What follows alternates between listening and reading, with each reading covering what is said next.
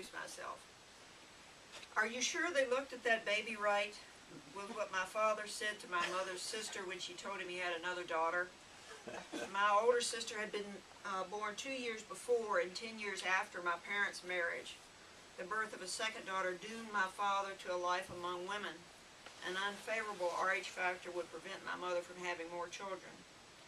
As he has had to exist among only women, I can't help but feel a little sorry for my father sometimes, but it doesn't usually last long. After all, it was his fault I was just an X chromosome away from being a son. The male of the species determines the gender of the offspring, something about which I expect my father endured some good-natured teasing. When my sister and I went with my father to a neighbor's farm, the neighbor would always greet us with a half-toothless smile and say, "Who are those boys you got with you?" to my father. My sister and I would just grin, and Daddy would grin at us. It's only natural for a father to want a son, especially if he happens to be a farming father. It is perhaps the greatest joy and desire of a farming father to watch the family farm pass into the hands of his son. In my father's case, I would come to understand that he needed a son. Mama and Daddy had lived with my father's parents when first married and chose not to start a family until they had a home of their own. In 1956, they built a brick ranch-style house on 3 acres of farm. The lot was deeded to my father and mother by his parents. My sister was born in December of that year, and I arrived early in 1959. 3 weeks overdue, as my mother is apt to point out, again and again and again.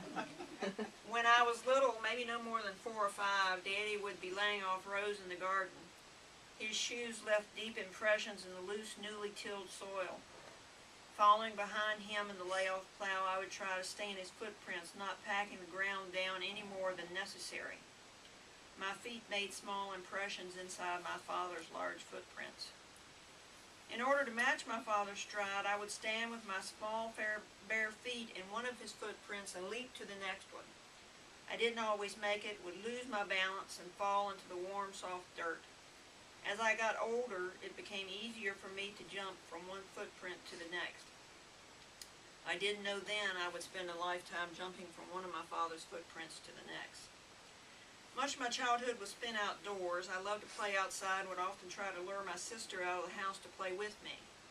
But she was more content with a book than I ever could be. We did play together a lot, and since there were no other children around, devised our own little melodramas which we played out. We each grew up helping with chores, she more inside the house and I more out. Years later, she would still be unable to keep a lawnmower running for more than an hour at a time, but she always had the best homemade rolls at church suppers. My mother, I think, would have preferred me to be inside the house with her more than I was. I did housework and learned how to cook, but I was always ready to head out the door when Daddy was going to check the cattle or take a piece of machinery to a neighbor's repair shop. Mama was probably afraid I would get hurt out on the farm, which, of course, I did. Our family doctor is known as one of the best stitchers on the local medical staff, and he has had plenty of practice with me. Of what Mama was most afraid, though, I think, was realizing the direction in which I was headed. She knew I would grow up in my father's footsteps, wanting only to farm and seeming to love the farm more than life itself. What I could not know then as a child is that I would choose to farm. What I could not know then as a child, but would later come to understand, is why anyone chooses to farm.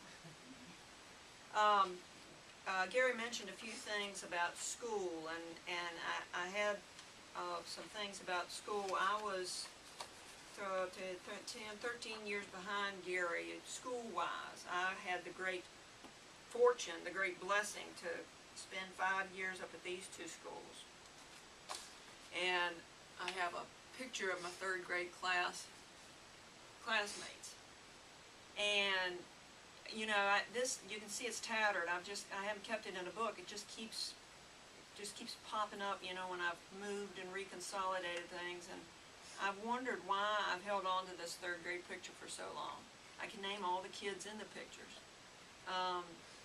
But after I read some of what I'd written back in my 30s, the reason I realize why I've kept this 3rd grade picture is that as 3rd graders, mentally and emotionally, everybody was the same. It didn't matter who they were, it didn't matter what kind of clothes they wore to school, it didn't matter what house they came from. As third graders, in our third grade minds, we were all the same. And I realized as I read some of this, it started to change. Fifth grade was I think a big year developmentally for children, because that's when they begin to pick up on what adults are saying and doing, and they start hearing judgments, and in some cases they're taught judgments. And then of course we were shipped from, you know, a class this size to the new Riverhead Elementary School, which was consolidated, and we had to have the Spotswood and Greenville kids come in, and all the Spotswood and Greenville teachers, and of course Middlebrook, Spotswood, and Greenville were just adversaries. You know, if you were from Middlebrook and you knew someone went to Greenville, I mean, there was just a big gulf. You know, I went to church with kids that went to Greenville school, but you know, even in church there was just that gulf. Well, you go to Greenville, I go to Middlebrook, or you know, you go to Spotswood, I go to Middlebrook. But I'll let you all look at that third grade picture. I wanted to put in context a little bit of, you know, we talk about Middlebrook, and those of us who are here, and it's not so much that it's a place, it's a geographic place, but it's about a time and an era that has moved through generations. So I'm gonna read some here of what is going to take us through what was happening during the time that I was growing up and going through elementary school. And I'll say something that I heard on NPR a few weeks ago. There was a woman who taught classes and people who wanted to write their stories. And it was a call-in program, and one of the call-in people said, I want to write about my family, but you know, she said, you know, I have a very close relationship with my family, my siblings, but I'm really scared to write this book that I want to write, because I don't want my siblings to take offense at things that I might write. And the instructor said, don't worry about that. That doesn't have anything to do with it. She said, family life, or village life, if you want to look at it, is like a pizza. Everybody gets a chance at the same pizza, but everybody's slice is different. So what I'm writing about is my slice of the pizza. Anybody else might have a different, would definitely have a different take on it, but it still comes from the same pizza. I will apologize to my mother because she now can't defend herself. But as a child, this was my perspective on, you know, how things went. My mother could put an end to organized crime in America if federal agents would deliver all the children of mobsters and drug lords to her. And Ms. Rosen can verify that to a certain extent. As we grew up, she was a strict disciplinarian. To Mama, a spoiled child is the sign of a weak parent. A belligerent child is scolded, an impudent child is spanked. My sister and I learned never to sass our mother. Other parents my mother's age recommended Dr. Spock's method of child rearing, and you got to understand that this was in the 60s. This was in the 60s. Dr. Spock was big in the 60s. Mama took one look at the child psychologist book, which endorsed hands-off discipline, and continued with her own method of parenthood, which she had learned from her father. With a belt or fly swatter in one hand, and as God is her witness, she quickly convinced us to face the error of her ways.